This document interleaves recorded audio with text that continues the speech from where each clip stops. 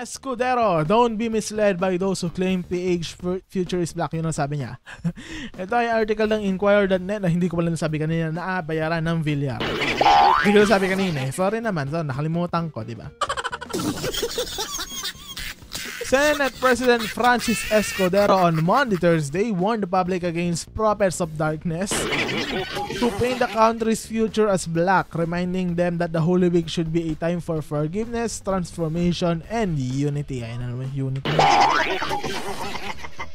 In a statement for Holy Week, Escudero marked the period as an opportunity to reflect and assess oneself as good Christians and responsible citizens. So kung naalala niyo mga kaibigan, noong mga nakarang araw, ay may inilabas na commercial ang tambalang Marcos Duterte. Ay, may Marcos at Sara Duterte. Sinasabi na dito na itim ang future ng Pilipinas. Yun ang sabi dito ni Escudero, ha? Hindi ko pinapanood kasi ang papangit nila doon. He expresses hope that Holy Week would become a time of change and unity for the public. Ito ang sabi ni Escudero, huwag tayong magpadala sa mga propeta ng kadiliman na nagsasabing itim at hindi makulay at maliwanag ang bukas. Ang liwanag at pag-asa ang mensahe ng muling pagkabuhay at huwag nating payagan at hayaan ang sinuman na nakawin at bawiin ito sa atin. Yun sabi niya ni Chis Escudero.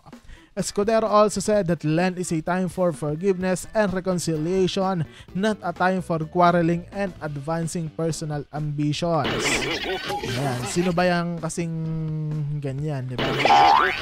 Earlier, Senator Amy Marcos released a new campaign video titled Itim or Black.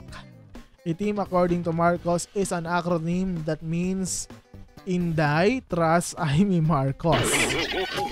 Ayan na po yung, wait lang. But also describes the current color of the country. So, dahil nagtatrust si Inday, nagiging itim ang country.